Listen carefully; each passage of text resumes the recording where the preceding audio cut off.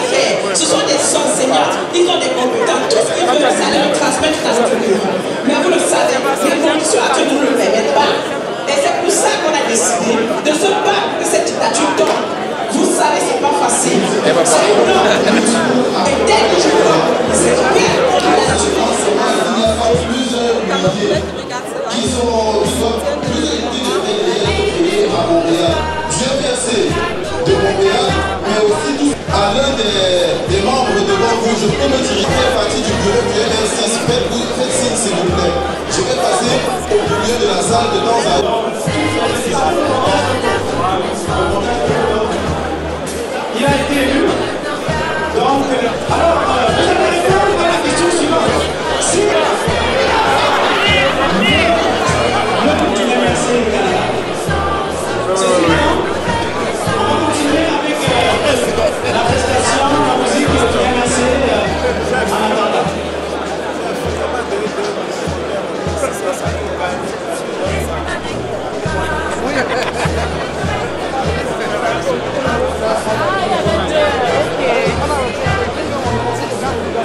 À la technique, Alexandre Wantimeta.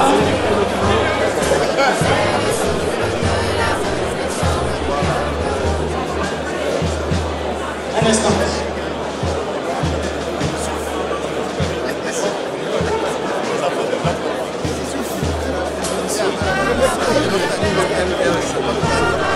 Maurice Carton.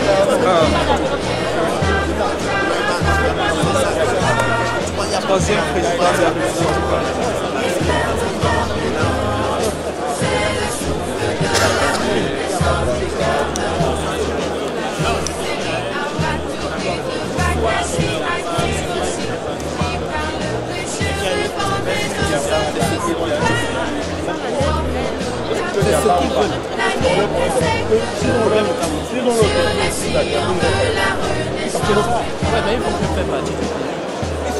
Ils sont de leur côté. Comment ils vont plus faire partie?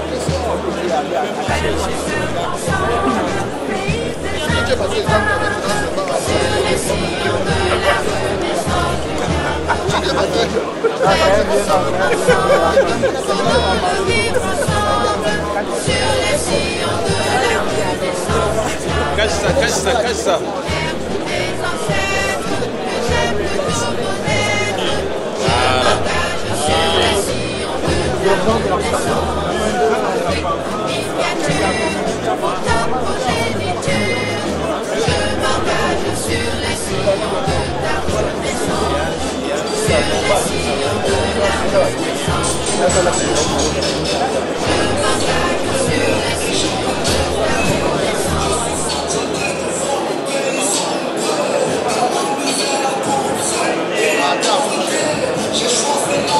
On attend patiemment.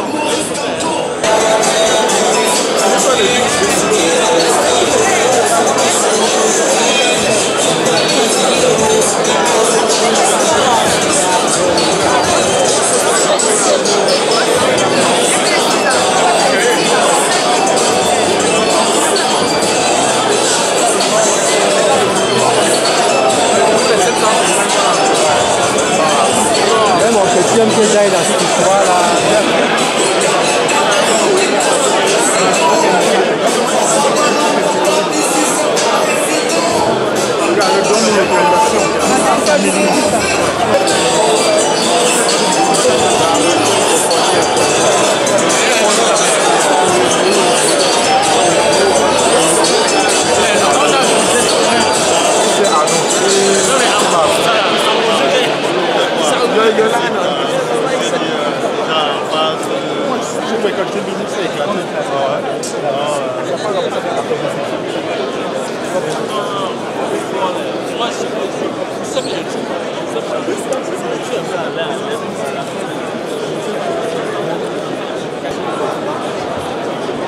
Écho. S'il vous plaît, on va continuer à animer la salle, on va continuer à bouger la salle au rythme du MRC, au rythme du Cameroun. Est-ce que les Camerounais sont dans la salle? Est-ce que les Camerounais sont dans la salle? Est-ce que les Camerounais sont dans la salle? Je vais vous introduire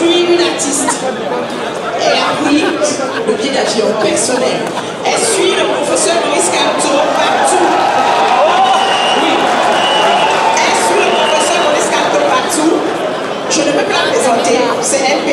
Elle va nous faire une prestation. Tu montes sur le stage MP, s'il te plaît. Alors, je ne suis pas du MRC, mais je dis ceci. MRC,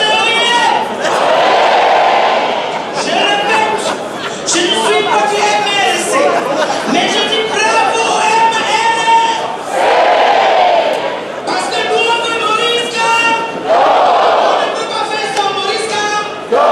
Parce qu'avec Maurice Kam, on va faire des bonnes choses. Je vous dis bonsoir. Donc, ce que je peux profiter ici aujourd'hui, vous vous connectez tous pour chercher MB Namochoa. Comme ça, j'aurai aussi les vues, n'est-ce pas?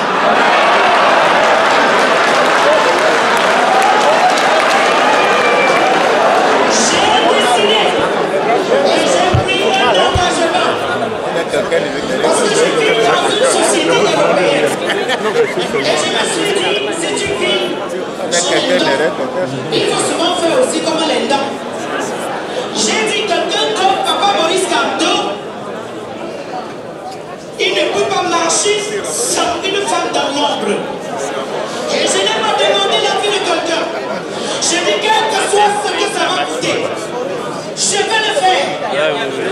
Je suis entré dans la caravane. Et je ne suivrai pas. Et je ne suivrai pas. Parce qu'au temps de l'autre, chacun disait Paul Biayom, Ayom, et on chantait Paul Biayom, moi c'est mon tour maintenant. C'est notre tour maintenant.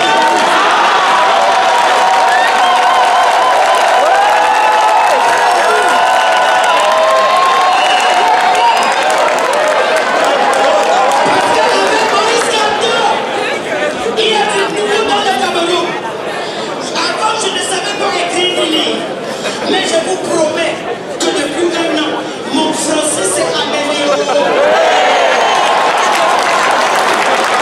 Je connais maintenant, mais je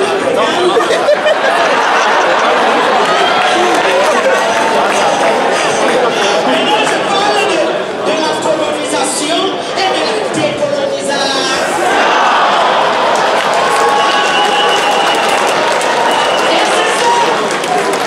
Si je meurs derrière Maurice Kamto, c'est que c'est le sommeil. Les gens ont dit, si tu suis Papa Maurice Kamto partout, ça va salir son image. J'ai pleuré seul dans la chambre, je vous jure. J'ai dit, si j'ai pris le courage de prendre ma menotte, de payer 2 nuits à l'hôtel continental, à 2800.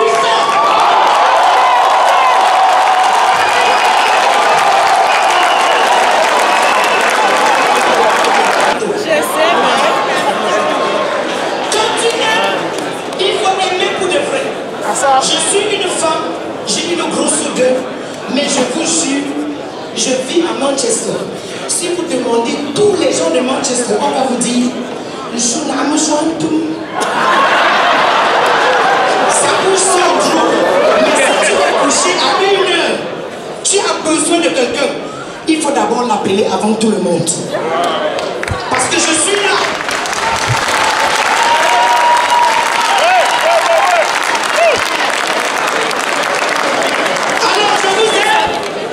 Cette chanson s'appelle Kamto. Le jour qu'on m'a raté,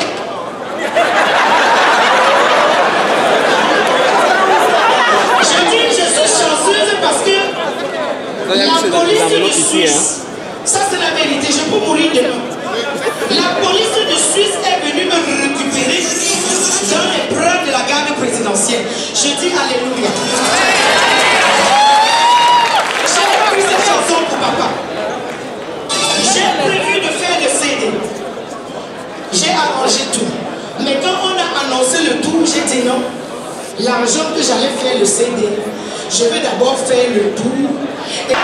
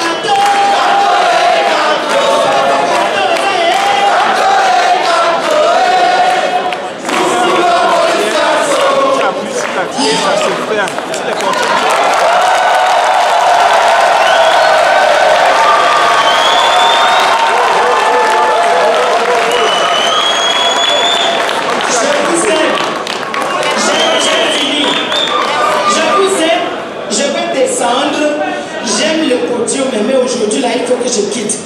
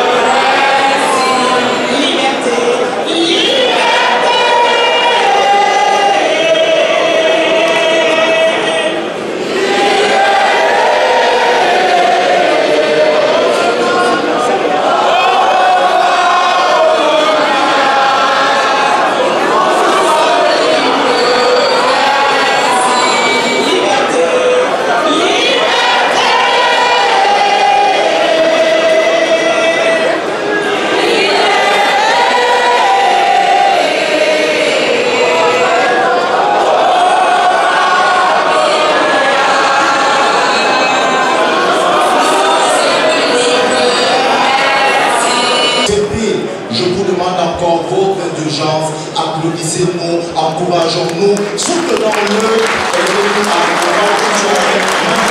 Est-ce que vous êtes fatigués? Est-ce que vous êtes prêts à recevoir Maurice Kamto? Il a dit qu'il aimait tous les Camerounais. Est-ce que les Canadiens et les Canadiens sont prêts ce soir à lui montrer que nous l'aimons? Nous allons commencer la partie officielle de notre soirée. On a quelques prestations artistiques avant de recevoir le président. À côté de moi, parce que la scène est spécifiquement réservée à nos hôtes, nous avons un groupe musical de jeunes Camerounaises. C'est le groupe Routine. Je vous demande de les applaudir avant de vous dire ce qu'elles vont vous présenter.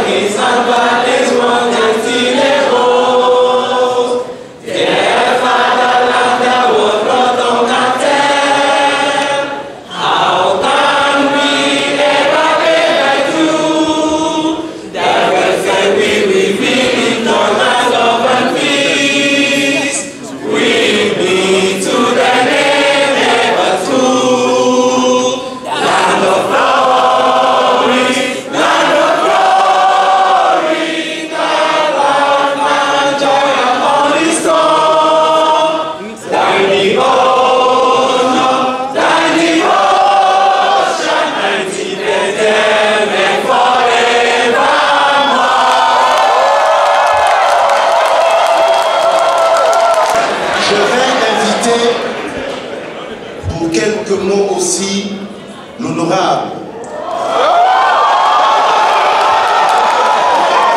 conseiller du président élu,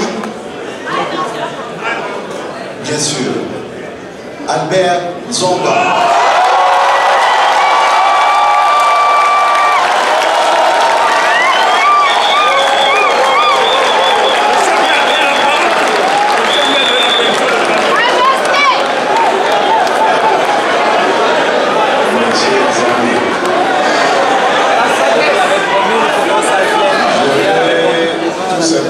Saluer. Quand il y a des tam-tams, on ne joue pas avec la bouche.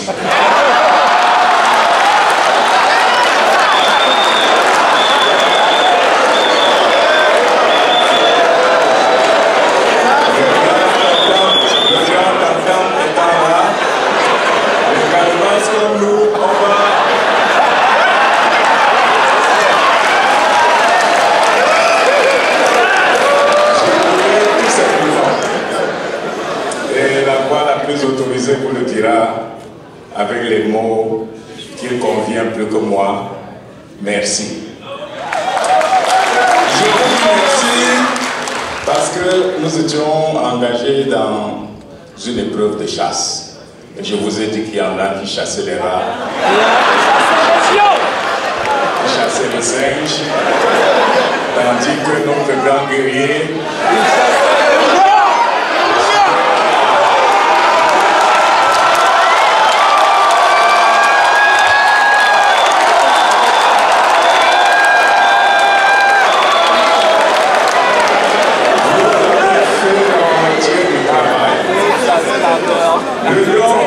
avait l'habitude de se cacher dans une forêt hors du village.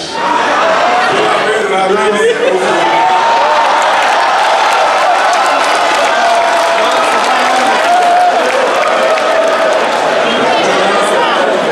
Maintenant, vous allez continuer à veiller pour qu'il ne profite pas de la nuit pour le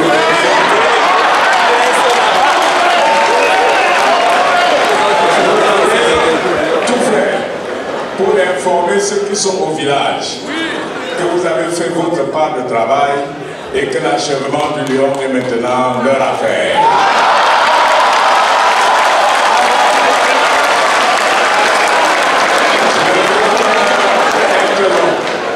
Je veux tout simplement vous dire que dans l'équipe que cet homme que Dieu a choisi pour le Cameroun a constitué, il y a des dribbleurs à l'aile,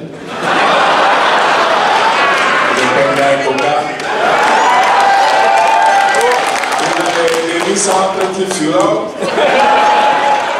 les foguets, et il y a des alliés qui taclent.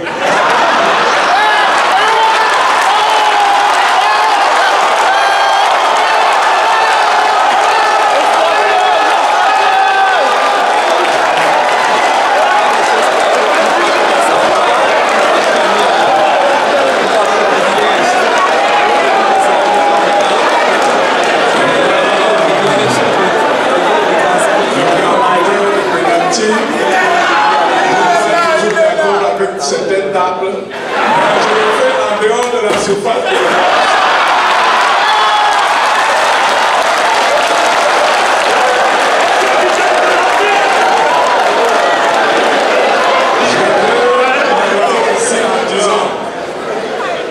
Président Maurice Kamto, vous avez dit que vous êtes prêt à mourir pour le peuple camerounais. Mais chez nous, les notables meurent avant le chef. Sans nous avoir d'abord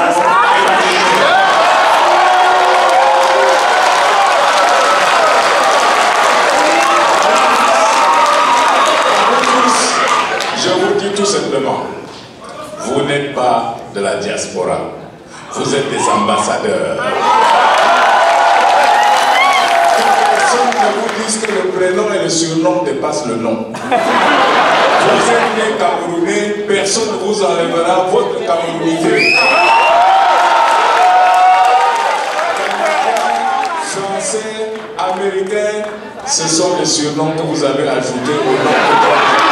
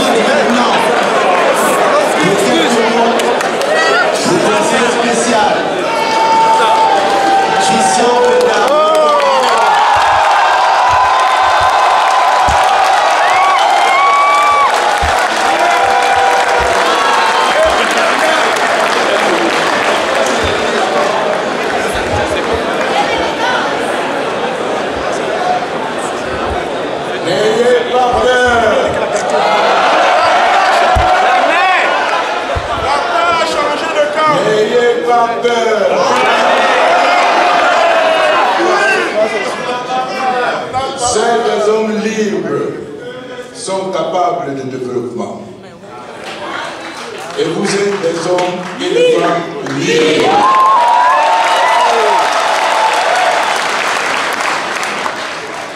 Soyez dignes, soyez fiers, soyez dignes de Maurice Kamto.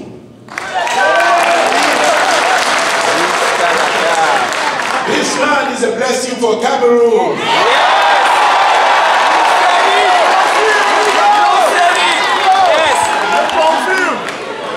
This man again is a blessing for Cameroon. This man will bring you Cameroon, the shining Cameroon, the land of opportunity, the land of prosperity, and the land of greatness.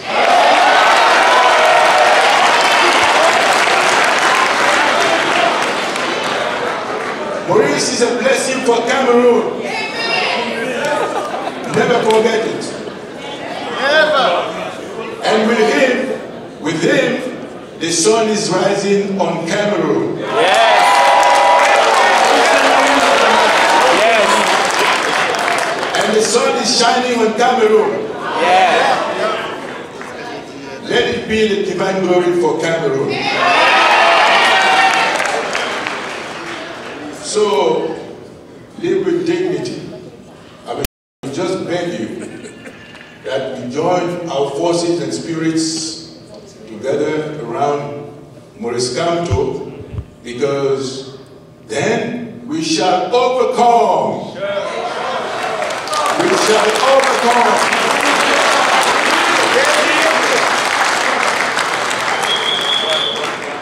This is a man of great dignity, but still a man of great humility.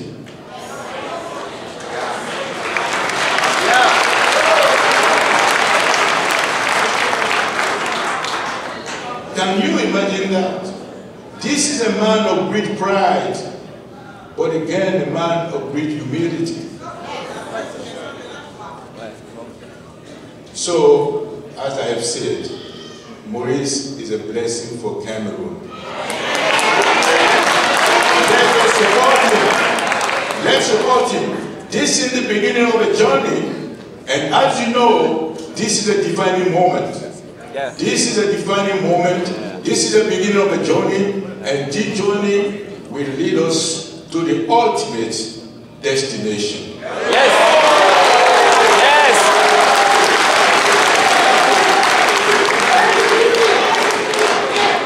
And this ultimate destination, do you know what it is? Yes. The liberation of Cameroon. Yes. From the chains of devils, from the chains of demons, from the chains of predators, from the chains of heaven. This is the final destination of this long journey. So let's join together around Maurice Kamto to make it happen, to make Cameroon great, to make Cameroon a land of peace, a land of hospitality, a land of prosperity, a land of love, a land of brotherhood.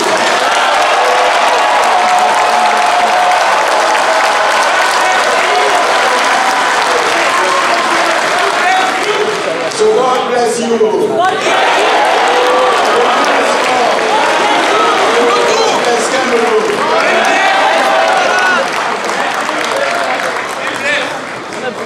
Le conseiller Christian Benda Evoka.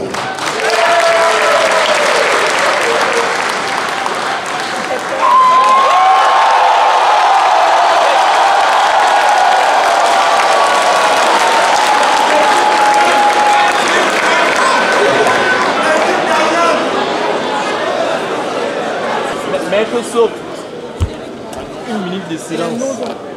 Maintenant, ce moment que vous attendiez, que nous attendions depuis des semaines, depuis des mois, depuis des années, d'avoir devant nous le président élu, Maurice Kamto, nous adresser la parole.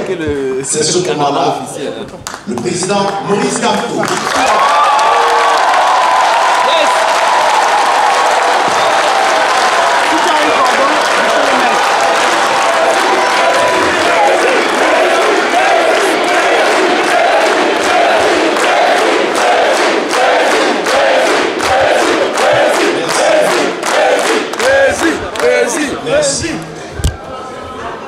Ne vous asseyez pas, s'il vous plaît.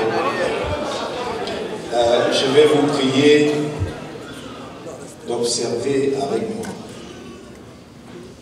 1 minute de silence pour les nombreux morts qui jalonnent le parcours difficile de notre pays depuis quelques années dans la partie septentrionale de notre pays.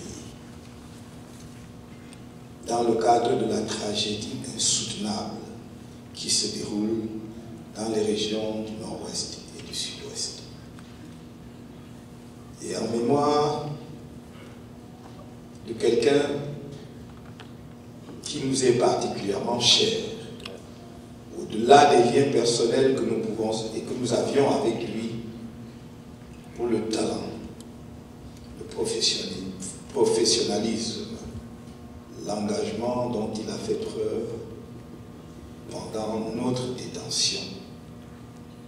Je veux parler de Maître Sylvain Sceaux, mort dans des conditions non encore élucidées.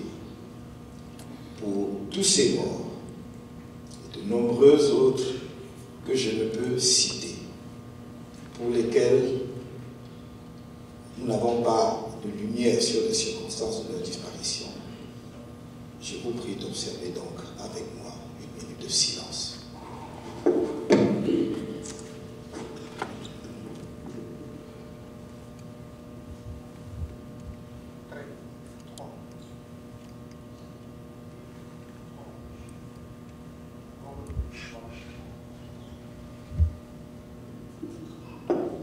Merci. Asseyez-vous.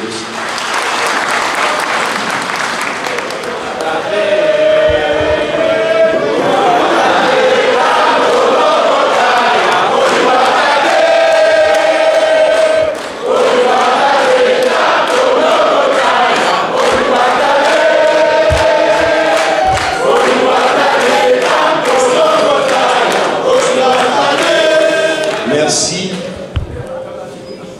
Permettez-moi, à cette étape de notre tournée au Canada, de remercier chaleureusement les membres du comité d'organisation de cet événement exceptionnel. Le Canada n'a pas voulu faire moins que ce qui s'est vu à Paris. Il n'a pas voulu faire moins. Et cette salle du Palais de Congrès de Montréal, pleine comme un œuf, alors même qu'il se déroule dans cette ville, à ce moment même, une tempête de neige, en est le témoignage le plus éloquent. Je voudrais vous remercier.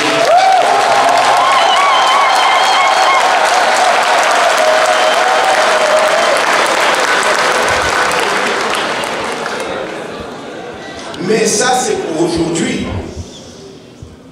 Ce qui se déroule alors que nous sommes présents devant vous. Je voudrais vous dire du fond du cœur, parce qu'il s'agit de quelque chose qui, dans mon carnet personnel, est noté quelque part. Je voudrais vous remercier pour le combat que vous avez mené sans relâche pendant notre détention, bravant les intempéries, marchant dans les rues de Montréal et d'Ottawa pour sensibiliser le Canada.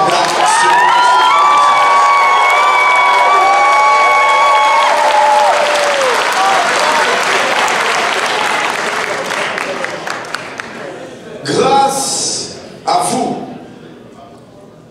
à l'ensemble du peuple camerounais, de nos compatriotes qui sont au Cameroun, qui ont bravé les balles des forces de maintien de l'ordre, pour marcher le 1er et le 8, alors que près de 200 de nos militants, sympathisants, de simples Camerounais, des passants, étaient arrêtés à la suite des marches pacifiques du 26 janvier. Grâce à ces Camerounais, qui sont sortis le 1er juin et le 8 juin, en sachant qu'ils pourraient tomber sous les balles, en sachant qu'ils pourraient être arrêtés, grâce à vous, grâce à eux, grâce à l'ensemble de la diaspora camerounaise qui s'est mobilisée comme jamais, nous sommes des hommes libres aujourd'hui.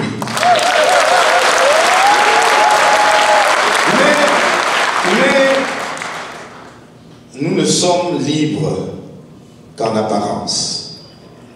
Nous ne sommes libres qu'en moitié. Parce qu'au moment même où je m'adresse à vous, plusieurs de nos militants et sympathisants, de nombreux autres Camerounais sont détenus pour des raisons d'opinion. On ne peut pas les appeler autrement que comme des prisonniers politiques. Alors qu'on n'aille pas vous dire qu'il n'existe pas de prisonniers politiques au Cameroun. Oui, Mamadou Mota, le premier vice-président du mouvement pour la renaissance du Cameroun. Mamadou Yacouba Mota, brutalement torturé, dont le crâne a été ouvert, cassé, recousu avec des points de suture. Si vous n'avez pas vu les images, vous les verrez un jour. Le bras cassé, resté sous le plâtre pendant plus de 3 mois. Les côtes aussi, dont on ne parle pas assez. Oui, Mamadou Mota et 14 de ses camarades sont encore détenus. La torture est devenue phénomène banal au Cameroun. Mais je pense aussi, quelles que soient les divergences d'opinion que nous pouvons avoir par rapport aux objectifs que les uns et les autres poursuivent, je pense naturellement aux nombreux détenus dans le cadre de la crise anglophone, et notamment Ayouta Bessisikou et ses camarades.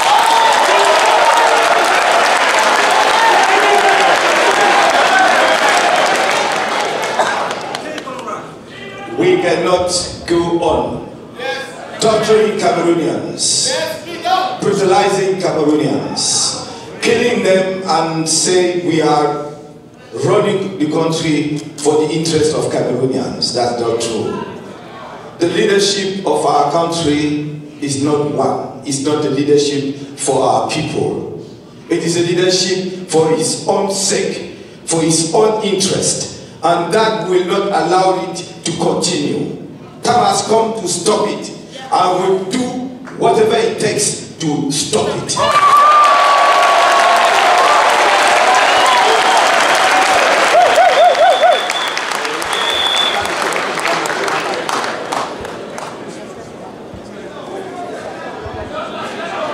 Nous nous sommes levés. Nous avons marché dans la nuit. Et nous avons traversé des rivières. Et nous avons regardé à l'arrière. Et il n'y avait personne derrière nous. Et nous avons poursuivi notre marche dans la nuit. Et la foule est sortie progressivement des buissons où elle se réfugiait. Et les rames ont grossi.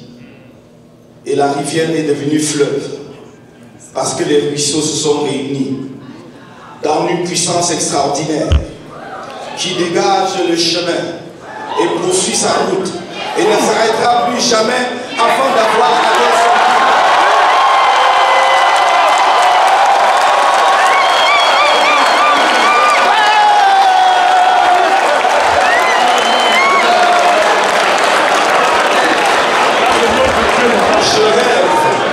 Je rêve depuis longtemps de ce moment unique, de ce moment exceptionnel. Et j'ai eu la grâce de Dieu de voir ce moment, de mes propres yeux, le peuple camerounais debout.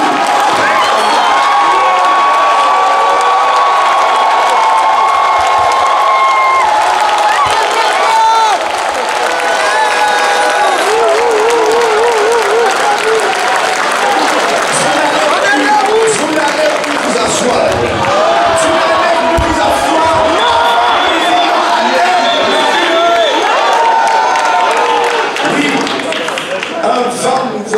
Sur notre pays. Et il s'est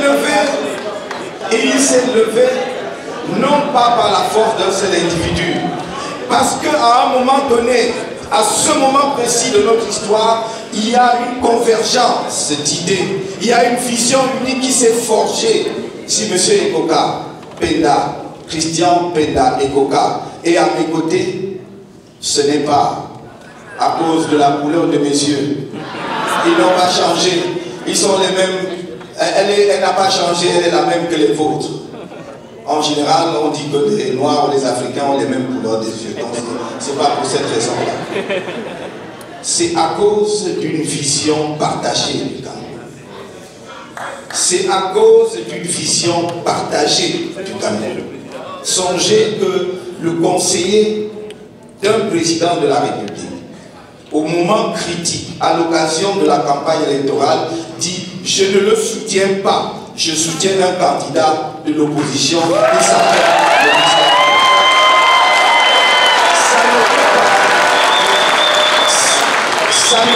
Ça ne peut pas être un fait de hasard.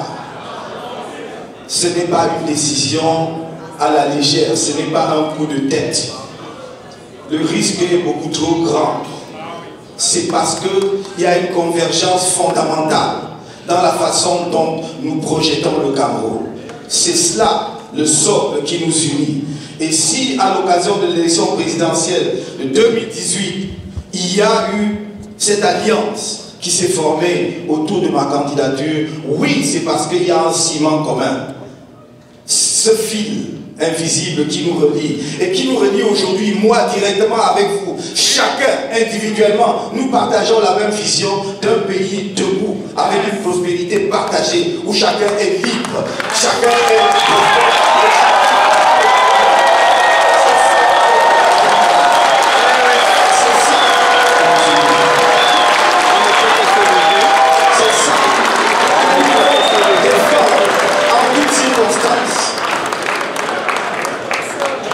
Nous sommes venus au Canada vous dire que nous avons entamé notre longue marche. Mais je dis toujours, la durée peut être courte ou encore plus longue, tout dépend de nous. Mais de chacun de nous, je ne crois pas en un combat mené de manière solitaire par un individu, quels que fussent ses talents.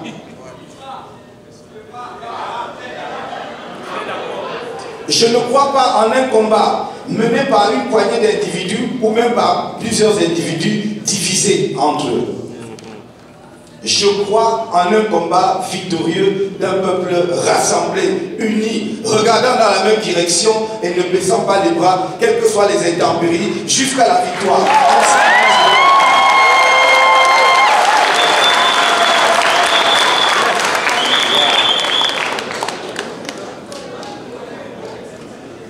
Après l'élection présidentielle de 2018, nous avons envoyé un message très clair au pouvoir en place dans notre pays en disant ceci. Il existe une tragédie insoutenable dans les régions du nord-ouest et du sud-ouest. Depuis 3 ans, des Camerounais tirent sur les Camerounais. Des Camerounais tuent des Camerounais. Ne me parlez pas de sécessionnistes ou d'armées régulières. Ce sont des Camerounais qui tirent sur d'autres Camerounais. Quel que soit le côté où ils se trouvent, ce sont des Camerounais qui tuent d'autres Camerounais. Et ça, c'est insoutenable. Ça, c'est inacceptable parce que c'est une crise qui n'aurait jamais dû prendre cet exemple, cette ampleur et que nous avons laissé prospérer, que le pouvoir en place espère pouvoir gagner par la force des armes, alors que tout le monde sait que cette victoire par les armes était possible. Alors après l'élection présidentielle, nous avons dit il y a une situation générale du pays qui mérite une attention particulière. Donc, d'abord, la crise dans le nord-ouest et le sud-ouest. Non pas que nous oublions le drame des attaques de la secte extrémiste Boko Haram dans l'extrême nord, qui fait des ravages. Ce n'est pas une guerre qui est derrière nous, c'est une crise qui est encore derrière nous, puisque ces attaques ont gagné en ampleur. Et qu'elles se déroulent dans une des régions les plus pauvres du pays qui a été abandonnée depuis des décennies. Nous devons garder cela en mémoire. Mais là, il s'agit d'une agression, si j'ose dire, entre guillemets, en tout cas, d'une attaque terrible des forces externes sur notre pays. Dans le nord-ouest et le sud-ouest, ce sont des Camerounais qui s'affrontent entre eux. Et pour moi, cela est inacceptable. Le rôle fondamental d'un gouvernement, c'est de résoudre les problèmes du pays. Et non pas d'attiser le feu entre les Camerounais. Donc il y a eu cette situation. Ensuite, il y a eu le détournement du résultat des élections, que nous avons appelé le hold-up électoral. Nous avons gagné dans les urnes, le Conseil constitutionnel en a décidé autrement. Et dans la même foulée, dans la même veine, on a retiré au Cameroun l'organisation de la Coupe d'Afrique des Nations 2019. Et on nous a annoncé des chiffres ahurissants sur les sommes qui avaient été prévues, probablement débloquées pour l'organisation de cette CAN. On parle en termes de milliers de milliards de francs CFA. À la suite de cela, donc, nous avons envoyé un message très clair en disant: si à la fin de l'année 2018, aucune mesure sérieuse n'est prise pour régler la crise anglophone, aucune mesure sérieuse n'est prise pour réformer le système électoral de façon à éviter qu'à l'avenir, il y ait de nouvelles crises post-électorales, parce que les mêmes causes produiront les mêmes effets, si on ne nous explique pas où sont passés les milliers de milliards de nos impôts engouffrés dans une canne que nous n'organiserons pas, alors nous marcherons en janvier. Et rien, naturellement, n'a été fait et nous avons marché en janvier. Et le 26 janvier, les Camerounais sont sortis nombreux dans plusieurs villes du pays. À Douala en particulier, on a tiré à bout portant sur nos camarades. Vous avez dû voir les images. 2 jours après, on nous a arrêtés sans mandat ni titre au domicile de M. Albert Nzonga. Et on nous a jetés illégalement en prison. Et toutes les procédures que nous avons engagées ont été vaines, y compris juste l'habeas corpus, qui dans le code de procédure pénale dit que si vous faites l'objet d'une arrestation sans mandat et que vous saisissez le juge de l'habeas corpus, il doit vous libérer, ordonner votre libération immédiate. Or, nous sommes allés devant les tribunaux. Plus de 200 procédures en habeas corpus. On ne nous a pas accordé un seul cas. Alors qu'aucun des détenus ou des personnes, aucune des personnes interpellées n'avait été sur la base d'un mandat. Alors, la conclusion est limpide. Au Cameroun, tous les pouvoirs, l'exécutif, le législatif et les judiciaires servent une même cause et une seule et même personne. Celle qu'ils ont portée au pouvoir frauduleusement et celle qu'ils veulent maintenir au pouvoir par tous les moyens, y compris sur le cadavre de tous les Camerounais. J'ai dit que je n'accepterai pas au pouvoir en marchant dans le sang des Camerounais, en marchant sur le corps des Camerounais. Eux, ils sont prêts à conserver le pouvoir en tuant tous les Camerounais.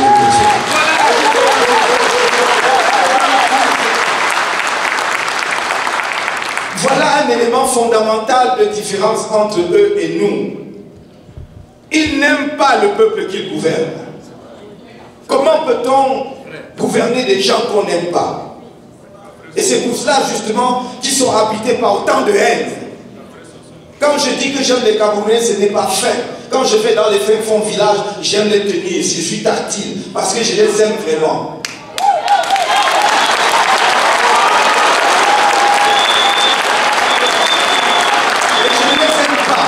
Je ne les aime pas là dans l'espoir qu'ils m'aiment tous.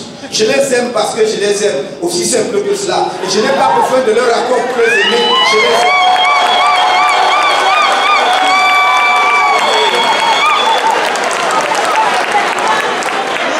C'est sur cette base que nous allons travailler jour et nuit et que nous n'accepterons jamais la division, la haine qu'on a instillée ces dernières années dans les veines des Camerounais, les opposants les uns les autres, par le tribalisme, montrant aux Camerounais que, au-delà en fait du discours que l'on tient, on ne veut pas leur unité, pour regarder la même direction et hisser le Cameroun au niveau où il mérite d'être en Afrique.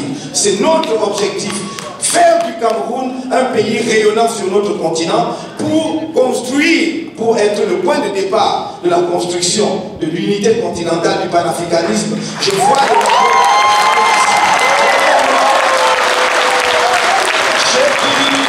j'ai déclaré, c'est dans notre programme politique, mais également à diverses étapes, je l'ai dit, notre panafricanisme est authentique, ce n'est pas un slogan.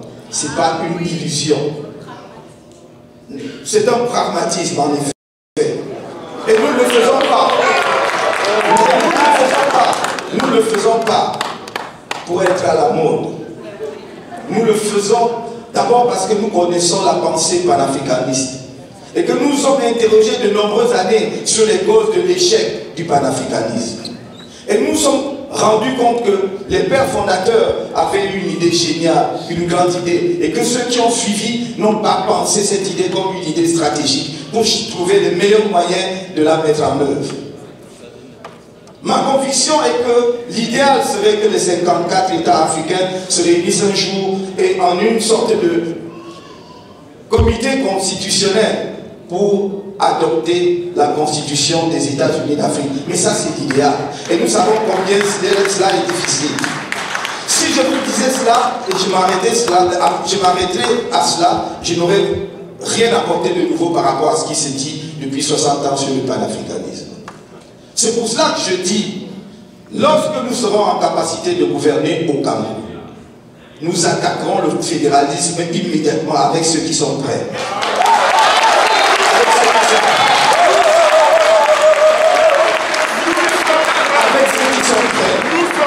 Si 2 États africains sont prêts, on commencera à 2. Si c'est 3, on commencera à 3. Si c'est 6, on commencera à 6. Mais il faut commencer quelque part. Pour le panafricanisme ne reste pas une idée perdue dans les limbes de l'histoire. Il faut que cela commence quelque part. Oui, ça va commencer. Et par une sorte de dynamique concentrique. Progressivement, les autres vont voir qu'il est nécessaire de se mettre ensemble pour devenir une force incontournable sur la scène du monde. Le panafricanisme ne doit pas rester un rêve sans lendemain, un slogan qui se perd dans les nuages. Ça doit être une réalité qui se construit. Si nous avions commencé il y a 60 ans après les indépendances à 2, nous serions à 10 ou à 20 ou à 30 aujourd'hui. Donc il faut commencer. Et dans cette même veine, j'ai dit ceci. Lorsque nous serons en capacité de gouverner le Cameroun, tous les Africains, écoutez-moi bien, tout Africain qui veut venir au Cameroun dans cette dynamique panafricaniste pour construire le développement du Cameroun et de l'Afrique sera le bienvenu. Nous créerons les conditions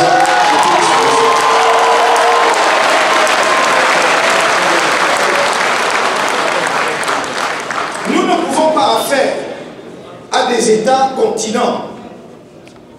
Regardez la taille de la Russie. Plus de 9 millions de kilomètres carrés. L'Afrique en a 30 millions, avec plus d'1,2 milliard à 300 millions aujourd'hui.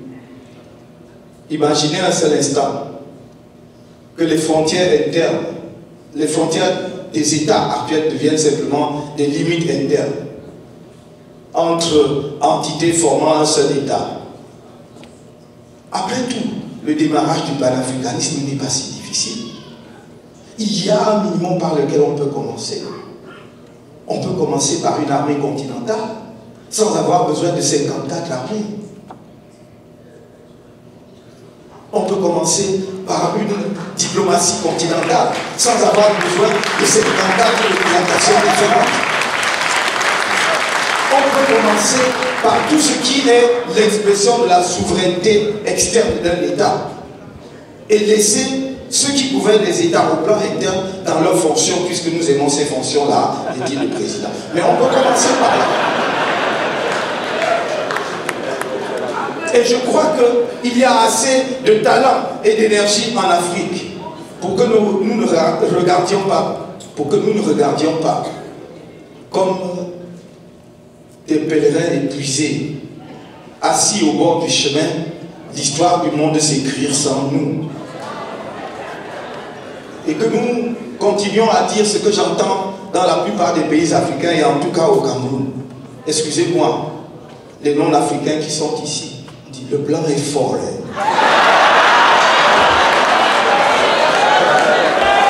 La science est la même partout sur la face du monde. La formule mathématique que vous avez ici est la même au Japon que aux États-Unis. Si vous avez fait la physique, c'est la même. Alors, cessez de vous enfermer vous-même dès la naissance dans des complexes inexplicables. Les Indiens qui s'assoient dans leur costume traditionnel calculent la trajectoire de leur fusée avec la même formule mathématique. Alors cessez de dire, ils sont forts. Et des proverbes absolument absurdes sont nés. Si tu ne crains pas l'homme blanc, tu ne crains pas Dieu.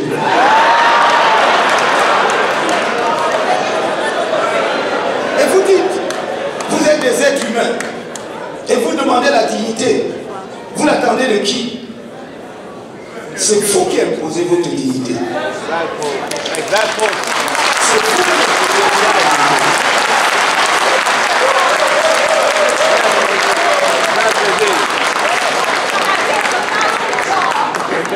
Le jour où vous aurez deux nations africaines développées, organisées, dans la pointe de la science et la technologie, on posera un regard différent sur la couleur noire. Dans le cas contraire, n'espérez rien. Dans le cas contraire, n'espérez rien. Quand j'étais adolescent, on regardait les Japonais avec condescendance et on disait, produit japonais, c'est de la pacotille. Et dans les années 90, 80-90, produit chinois, c'est la pacotille. Vous savez très bien comme moi qu'aujourd'hui, lorsque vous achetez un matériel japonais, c'est le nec plus ultra. C'est que vous êtes riche et sophistiqué parce que c'est les produits les plus chers. C'est notre capacité à participer à l'histoire du monde, au développement économique, au développement scientifique, au développement technologique. C'est cette capacité qui va faire de nous des hommes, des êtres humains, au même titre que les autres, recevant la dignité des autres. Vous pouvez travailler ici à titre individuel. Vous êtes très talentueux, vous êtes des savants. Vous faites tourner les administrations, les entreprises, les centres de recherche des pays développés. Mais chacun de vous est pris individuellement dans ses talents. D'ailleurs, j'ai entendu à l'époque, lorsque moi-même j'étais de la diaspora, parce que il fut une époque de ma vie où j'étais de la diaspora, dire, ah oui, mais vous n'êtes pas comme les autres Africains. Non, je suis comme les autres Africains. Quand on commence à vous dire cela, dès qu'on commence à vous dire cela, c'est que l'on veut vous discriminer. Et donc on vous présente à vos propres yeux comme différents. J'allais dire de vos propres frères et sœurs. C'est à vous de dire non, non, non. Je ne suis pas différent d'eux. Je suis seulement ce que je suis, ce que nous sommes. Sauf que comme on vous prend individuellement, et parce que vous contribuez individuellement à la production de la science, de la richesse dans ces pays, vous ne constituez pas une force. C'est donc lorsque, en tant que nation, vous produisez, vous vous affirmez, là vous devenez justement porteur de respect pour l'ensemble de la communauté dont vous faites partie. C'est pour cela qu'il est fondamental les États africains se développent. Et pour moi, voyez, je reviens au Cameroun. Pour moi, la diaspora est une chance. La diaspora camerounaise est une chance pour le Cameroun. Eux, ils vous regardent comme des ennemis, comme des adversaires, ils vous redoutent. Moi, je vous regarde comme une opportunité unique, comme une chance incroyable pour développer le Cameroun.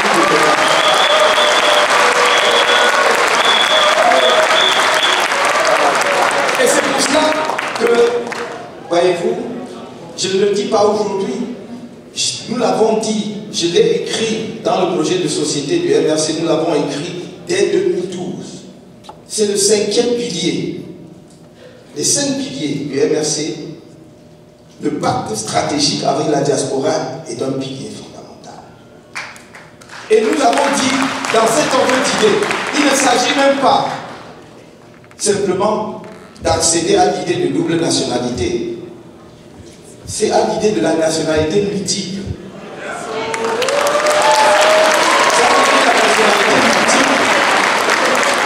Prenez les nationalités qui vous permettent de mieux insérer là où vous êtes.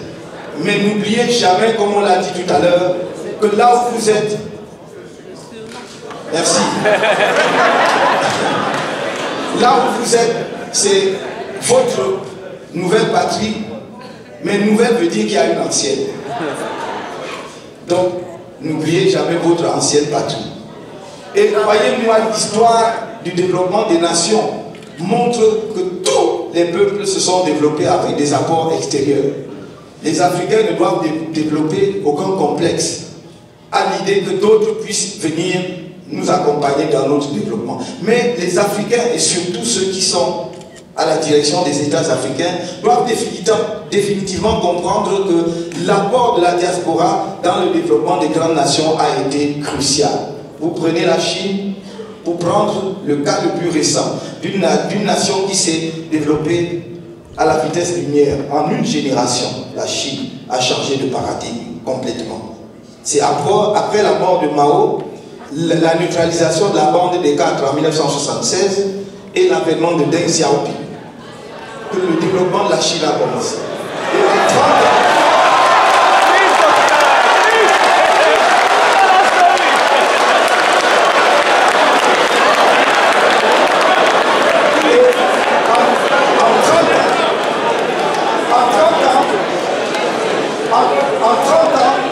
en 30 ans, ils ont fait toute la différence. Ils ont fait la différence parce que les Chinois de la diaspora ont contribué énormément, financièrement, mais sur le plan technologique. Vous savez qu'ils sont fortement implantés dans les pays occidentaux, les États-Unis, mais également le Canada et l'Europe. Ils ont apporté le savoir-faire. Souvent, le point tampon était les zones de développement économique spécial. En face de Macao, en face de Hong Kong, il y en avait 6. Donc, la technologie venant des pays développés était expérimentée et transformée effectivement en capacité de développement industriel dans ces zones. Avec les financements nécessaires. Donc, la diaspora camerounaise, la diaspora africaine doit se mettre dans la même dynamique, dans la même logique. Vous avez accumulé de l'expérience ici. Ça ne doit pas finir ici. Moi, je dis, je crois, la diaspora, c'est comme des Prométhées. Ce sont des gens qui vont voler le feu pour ramener à la maison, pour éclairer la caverne. Parce que dans la caverne, dans le noir, et lorsque vous amenez la lumière dans la caverne, tout le monde peut voir la lumière et avancer. C'est ça le rôle de la diaspora. Chacun de vous doit être conscient de cela. N'attendez pas qu'il y ait une académie où on vous forme à cela. Vous devez avoir la conscience que si vous avez un jour pris votre baluchon et parcouru des milliers de kilomètres pour aller ailleurs, ce n'est pas pour tomber et mourir là-bas, c'est pour aller chercher et ramener à la maison.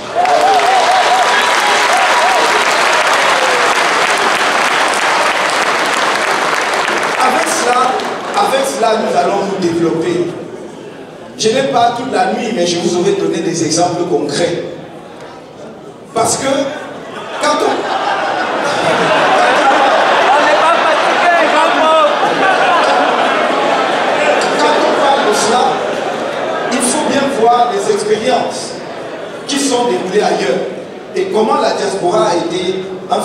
d'accélération du développement de ces pays. Et donc nous avons dit, oui, nous créerons les conditions en termes de circulation des personnes pour que, effectivement, notre pays soit le plus attractif possible pour les autres Africains. Je veux que le Cameroun soit demain le centre de concentration des intelligences africaines pour nous offrir tous les Africains.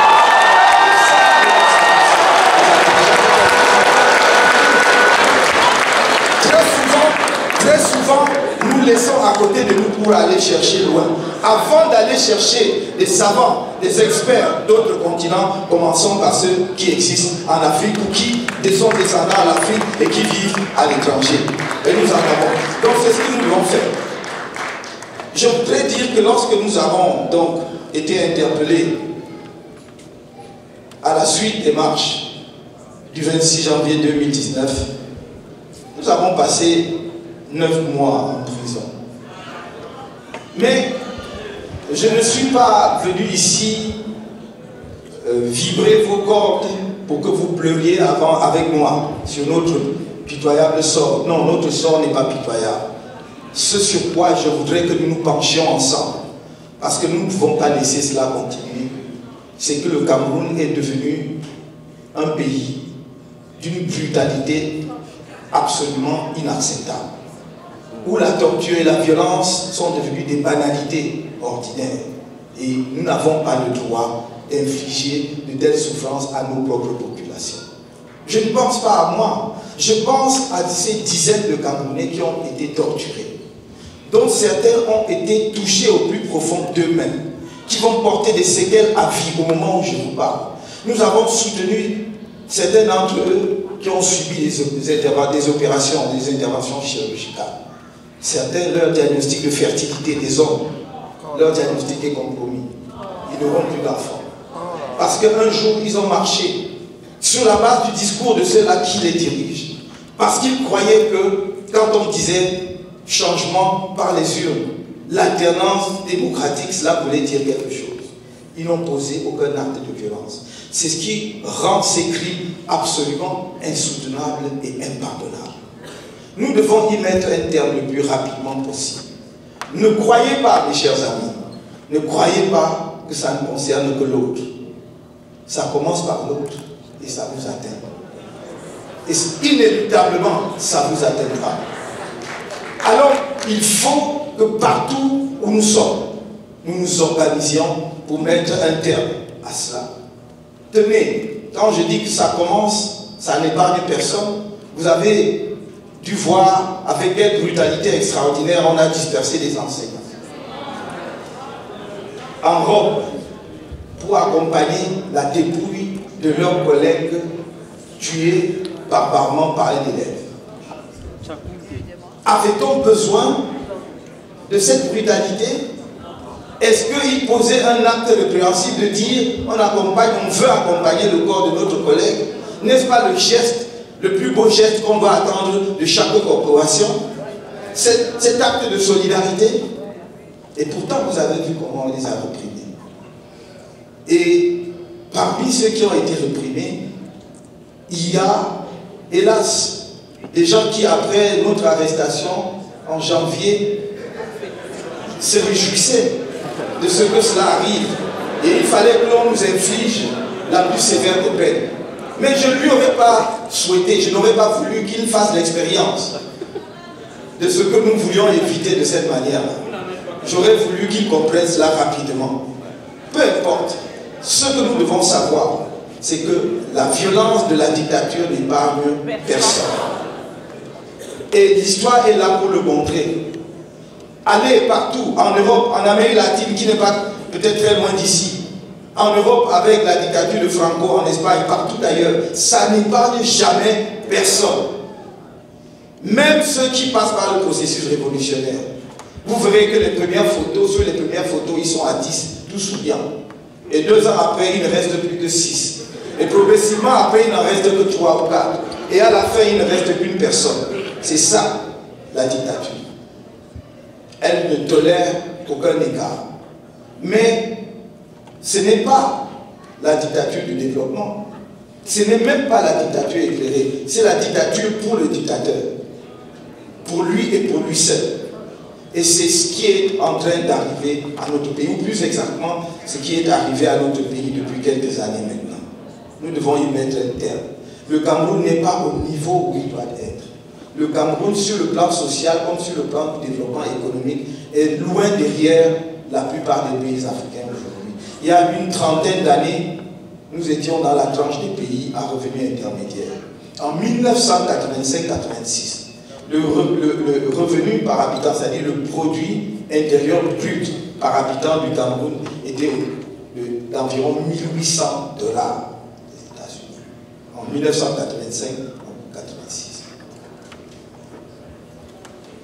J'aurais posé la question, je sais que ce serait une colle. J'aurais demandé, est-ce que vous savez à combien s'élève le produit intérieur brut habitant du Cameroun aujourd'hui? 1500 $. Donc on est allé de 1800 $ en 1985-86 à 1500 $ en 2020. Donc, même si nous avions maintenu les 1800 $ de 1986, ce serait déjà inacceptable d'avoir le même montant en 2020, puisque cela serait le signe d'une régression, d'une perte de pouvoir d'achat avec l'inflation et toutes les fluctuations. Mais non content de ne pas maintenir ce PIB par habitant, nous l'avons, il a chuté, il a dégringolé, décrochage de 300 $. Cela veut dire que la pauvreté augmente et augmente très vite au Cameroun. Là, je donne des statistiques. Ce ne sont pas mes impressions personnelles. On peut les trouver dans les documents de la Banque mondiale, le FMI et de toutes les institutions internationales. Nous sommes dans un pays qui a un déficit chronique de la balance commerciale depuis au moins 30 ans, de moins 1200 milliards. Moins 1200 milliards. Nous sommes dans un pays où le gaspillage des fonds publics, les détournements, le blanchiment d'argent ont atteint des niveaux insoutenables. Le barrage de Mékin, il y avait 4 barrages, n'en prendrait qu'un seul, avait été évalué à 25 milliards de francs CFA pour la production de 15 mégawatts d'électricité. Normalement, suivant les chiffres de la Banque mondiale, 1 mégawatt doit être construit, en tout cas réalisé à 1 million de $. Donc, le barrage de Mékin, devant produire 15 mégawatts, aurait dû coûter 7 milliards et demi. Mais on l'a évalué à 25 milliards. C'est pas grave. Le problème, c'est qu'aujourd'hui, la réalisation du barrage frôle les 100 milliards de $. De francs CFA. Les 100 milliards de francs CFA. Et d'ailleurs, l'énergie n'est toujours pas produite.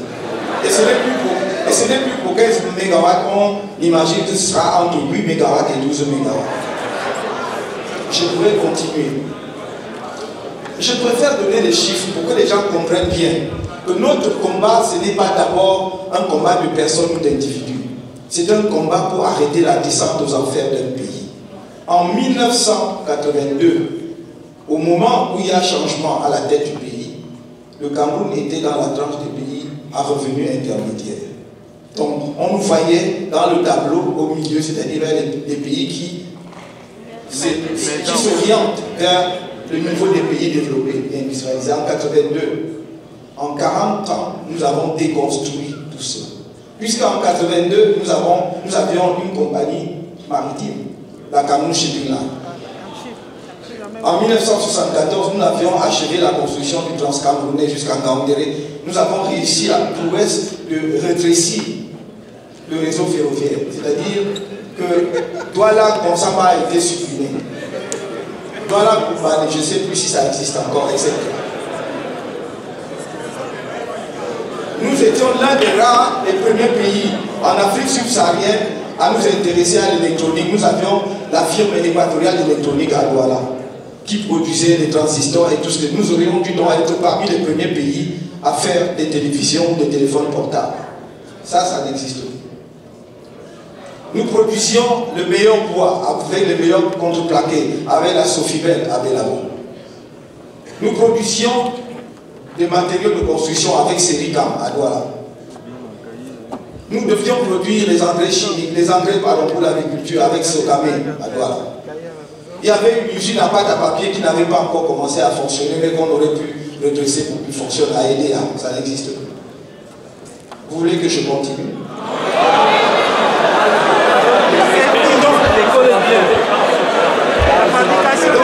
Ce que je vous dis, le combat que nous menons aujourd'hui, c'est même seulement pour essayer de mettre le Cameroun au niveau où il était en 82. C'est ça la réalité. Mais nous pouvons aller vite parce que nous avons la chance d'avoir des nouveaux moyens technologiques qui nous permettent de faire des sauts quantitatifs et qualitatifs. Et nous avons la chance d'avoir une ressource humaine de haute qualité disponible. Vous êtes là. Et c'est pour cela que nous avons la conviction, nous avons la profonde conviction, quel que soit l'état des finances publiques que nous trouverons en place, même s'ils ont vidé toutes les caisses, nous donnons 10 ans pour remettre le Cameroun complètement sur les rails.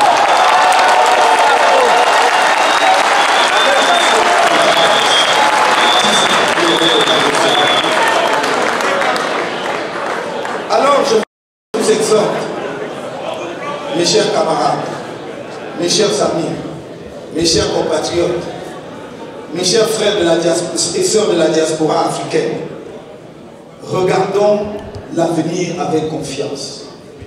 Mais nous ne pouvons le faire qu'à une condition, à tourner radicalement le dos à tout ce qui nous divise. Radicalement le dos à tout ce qui nous divise.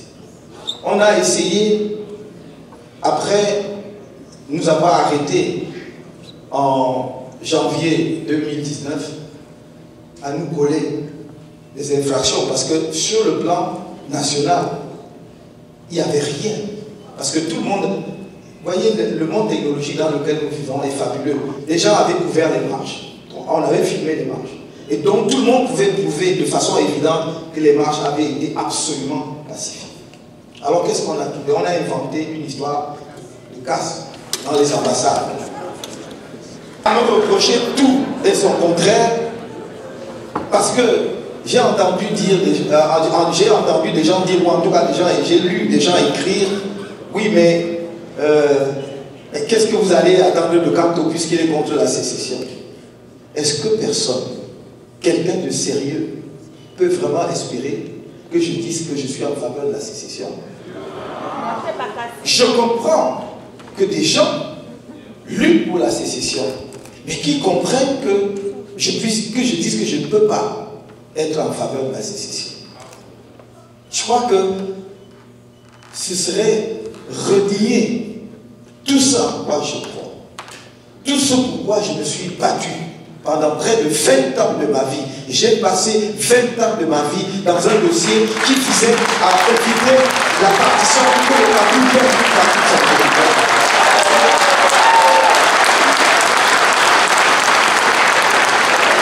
Et c'est maintenant qu'on va espérer que je veux dire que je fais preuve de compréhension vis-à-vis de ceux qui veulent la partition ou la sécession. Non, qu'ils m'excusent, mais j'aimerais discuter avec eux pour que nous trouvions une solution dans ce qui est notre pays à nous tous.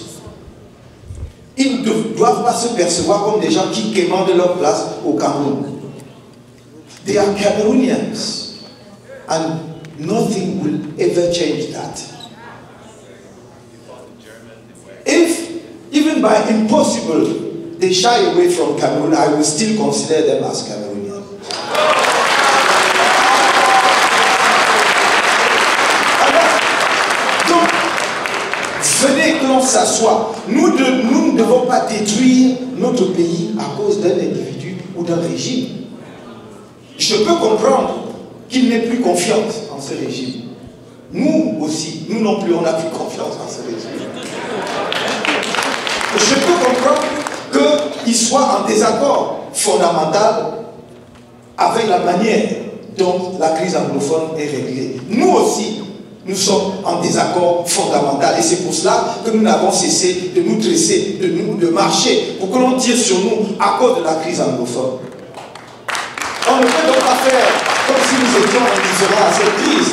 Je vous rappelle que c'est depuis 2012 que nous avons mis dans notre projet de société qu'il y a un problème anglophone et qu'il faut le résoudre par le dialogue. C'est depuis 2012. 2012. Allez lire. C'est sur notre site, en français et en anglais. Le 25 juin, j'étais en meeting à Bamenda. 25 juin 2016. J'étais en meeting à Bamenda. Et j'ai dit, il y a une crise anglophone. Il y a un problème anglophone dans notre pays. Nous devons le régler par le dialogue. Personne ne m'a écouté. 25 juin, juillet, août, septembre, octobre, 4 mois plus tard, la crise a commencé. Avec la revendication des avocats anglophones, puis suivi de la revendication des enseignants anglophones. Et dès que la crise s'est déclarée, j'ai dit, il faut régler cela par le dialogue. Le chef de l'État aurait dû s'y rendre pour parler aux populations. Il ne l'a pas fait. On aurait dû. Les ministres en charge, les ministres en charge des secteurs concernés auraient dû recevoir très rapidement les ordres professionnels qui étaient dans la protestation. On a attendu. On a tenu des paroles absolument insoutenables pour dire après qu'on a négocié et qu'est-ce que vous voulez, on a fait des négociations, ils ne veulent rien. Il faut qu'on soit sérieux. Il ne faut pas parce que nous devenons ministres de la République que nous croyons que nous sommes au-dessus des autres Camerounais. Il ne faut pas que nous croyons que parce que nous avons la responsabilité d'une activité, nous devons traiter les autres Camerounais comme des mendiants lorsqu'ils posent leurs problèmes. Donc, on n'a pas suivi et la crise s'est aggravée. Le 10 décembre 2016, j'étais en meeting en Gaoundéré. J'étais en meeting en Gaoundéré. Quand on a tiré sur les premiers Camerounais anglophones, j'ai reçu les images sur mon téléphone portable. Et ça a complètement pourri mon meeting puisque j'ai passé tout le meeting à parler de la situation dans les régions anglophones. Et dès cet instant-là, j'ai proposé des solutions concrètes. Si le chef de l'État ne peut pas s'y rendre, il doit former une délégation politique officielle qui ne soit pas composée seulement de ses amis politiques, mais des représentants de tous les partis à l'Assemblée nationale, de la société civile, notamment des autorités traditionnelles et religieuses suffisamment représentatives, pour former une délégation politique qui apporte un message de paix dans les zones anglophones, en disant, on a vu, nous venons essuyer vos larmes, on va s'asseoir ensemble en tant que citoyens d'un même pays pour trouver une solution. Personne ne nous a suivis. C'est l'époque d'ailleurs où le gouvernement disait qu'il n'y a pas de problème anglophone, y compris des membres du gouvernement venant des zones anglophones. En décembre, en 2018, pendant la campagne, j'ai dit clairement comment je voyais la résolution des problèmes anglophones. En octobre, novembre, j'ai été le premier dirigeant politique francophone, et je pourrais même dire tous réunis, à lancer une campagne de collecte de fonds et de dons. Et je crois que la diaspora camerounaise, y compris du Canada, y a pris part. Merci. Merci. Que nous avons collecté et que nous avons remis à la fondation Aya. Parce que c'est une fondation qui est opérationnelle sur le terrain, qui connaît bien la zone. Nous ne pouvions pas donc risquer à nous lancer dans la distribution par nous-mêmes de ces fonds, ni de ces dons. Et la fondation Aya nous a donné un compte rendu satisfaisant de la manière dont tout cela a été géré. Je parle de sommes importantes, je parle de dons en quantité importante, parce que ça a duré longtemps. On ne peut pas dire que j'ai jamais été indifférent à la cause anglophone. C'est encore moi qui ai dit, si à la fin décembre, on n'a pas ramené la paix dans le Nozo, moi, je vais appeler les Camerounais à marcher en janvier 2019. C'est ce que nous avons fait, parce qu'en janvier 2019, nous avons marché avec 3 slogans.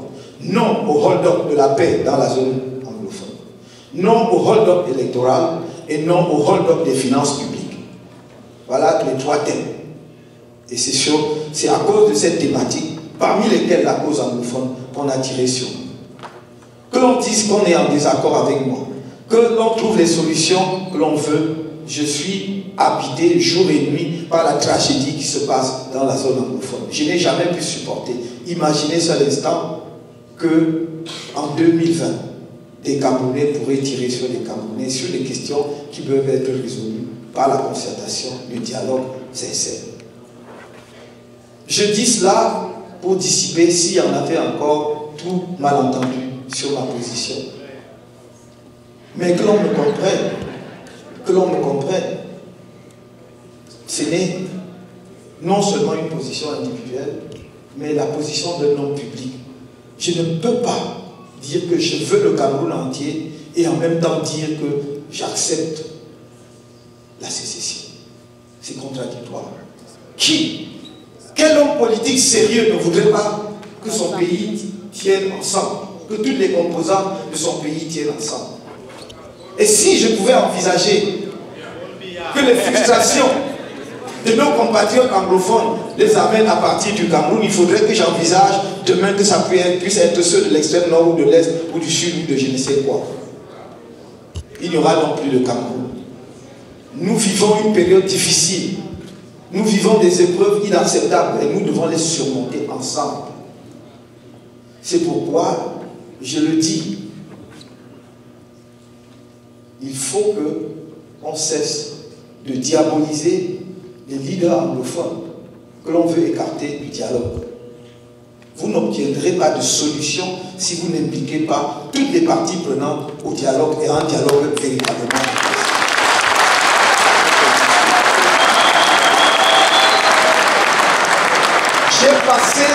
J'ai passé 9 mois de prison.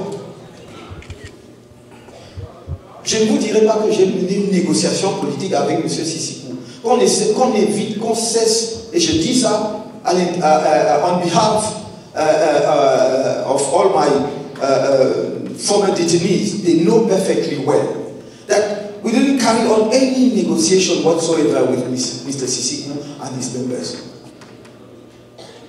Please let this gentleman who is suffering in prisons in peace in that respect.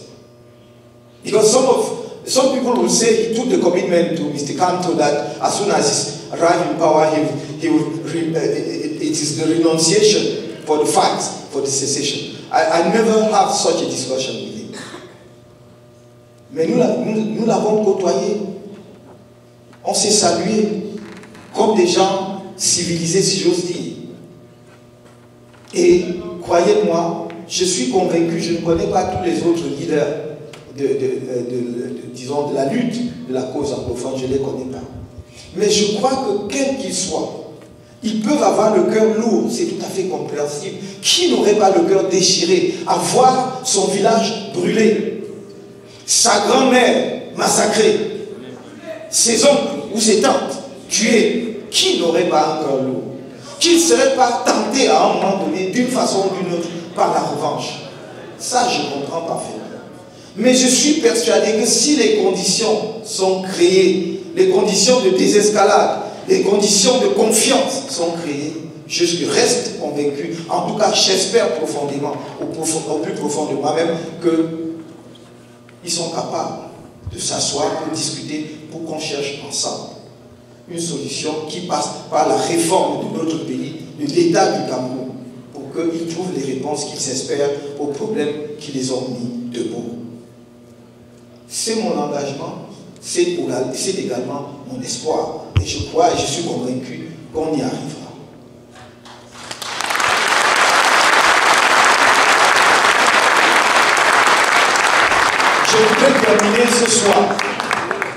Je voudrais terminer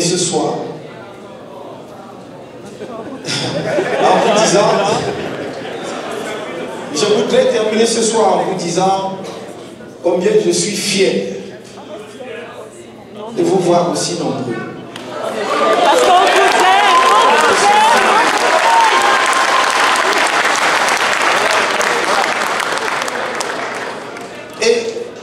Et ce n'est pas la peine de dire que on ne veut pas voir M. Kanto, on n'aime pas M. Kanto de m'insulter. Ça ne changera rien par rapport à mon engagement. Donc ne perdez pas votre temps.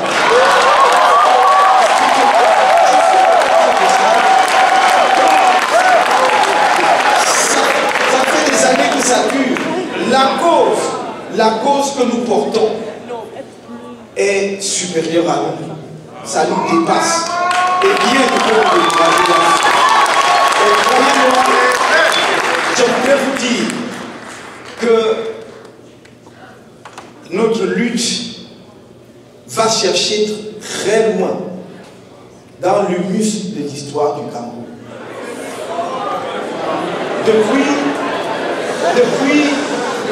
Depuis cette époque où ce pays, encore en gestation, dont on ne connaissait pas encore les formes complètes, depuis que ce pays donc a vu des dirigeants qui n'avaient peut-être pas toute la science moderne que nous avons, mais qui avaient déjà une vision de leur pays, créer ce que j'appelle les racines du nationalisme camerounais. C'est Douala Mangabé, j'aime à le citer, qui, avec son secrétaire qui s'appelait Ngosodi, qui transforme une cause locale. Le fait que les Allemands arrachaient les terres des populations côtières, il envoie son secrétaire Ngosodi porter un message à Martin-Paul Samba pour dire « Viens à mon secours pour qu'on défende les terres de Douala ». Dès lors, il a transformé une cause simple en une cause nationale. Voilà la naissance du nationalisme. Et notre histoire a grandi à partir justement de cette racine, qui a grandi pour prendre les formes que nous connaissons dans les années 1948. Et comme je l'ai dit à Paris, Oumniobé n'est pas tombé du ciel. Il s'est nourri à cette racine. Ernest Ouandié, que l'on a fusillé sous mes yeux, de jeunes enfants lycéens, le 15 janvier 1971 à Bafoussam, s'est nourri à cette mamelle-là. Et tous les autres, Moumier, que l'on tuera à Genève dans les conditions que vous connaissez. Afana, jeune docteur, sans doute le premier docteur en économie du Cameroun, horrifié par ce qui se passait alors, prendra les armes à partir du Congo et sera lâchement et piteusement abattu. À peine avait-il franchi la frontière entre le Congo et le Cameroun. Voilà le nationalisme camerounais qui prend racine partout dans le pays. Et vous voulez réduire cela à cause du tribalisme? Jamais. Vous voulez détruire cela à cause du tribalisme? Très peu de pays en Afrique, très peu, croyez-moi, de pays en Afrique ont une histoire comme la nôtre. En sorte que nous n'avons pas besoin de faire un grand effort pour développer le nationalisme camerounais. D'ailleurs, chacun de vous le sent en lui, sans qu'on lui ait jamais enseigné à l'école. C'est cela qu'il faut. C'est cela que nous devons continuer à porter en nous.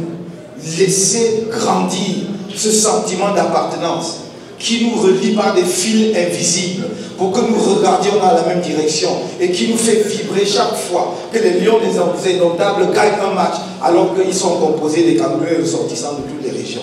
Et il y a quelques individus qui veulent écraser cela. Nous n'accepterons pas. Nous n'accepterons pas. Parce qu'en plus, ils ne disent pas la vérité aux Camerounais. La plupart de ceux qui tiennent ce discours de haine ont dans leur généalogie des Camerounais venant d'autres régions, y compris souvent des régions qu'ils mettent à l'index. Ils ont chez eux une épouse ou un époux qui viennent des régions qu'ils mettent à l'index. Ils ont leur beau-fils ou leur belle-fille qui viennent des régions qu'ils mettent à l'index. Vous voulez que je cite des noms?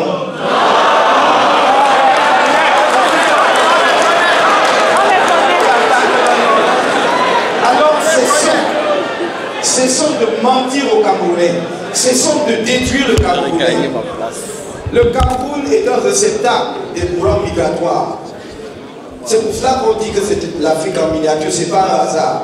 Regardez bien sa position, regardez bien sa diversité sociologique et vous comprendrez que c'est le lieu de convergence de tous les courants migratoires. Des gens qui sont remontés du sud, des Bantous, pour se retrouver au Cameroun. des gens qui viennent des zones soudano-sahéliennes, à partir du Soudan, de la Nubie ancienne, jusqu'au Cameroun.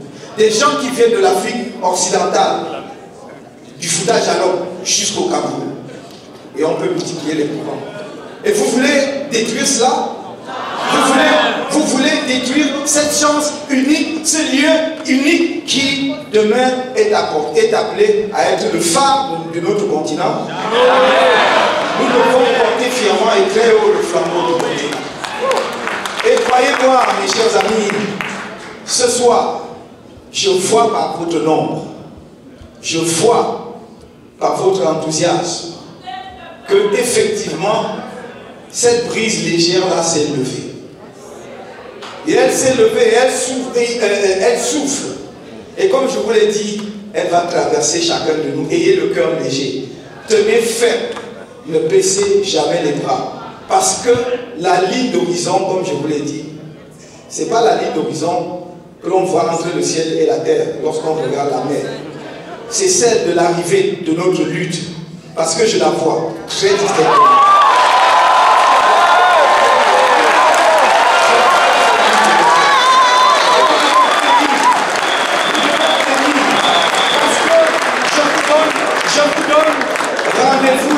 Je vous donne rendez-vous avant pas très longtemps pour qu'ensemble nous nous retrouvions, qu'on retrousse les mains.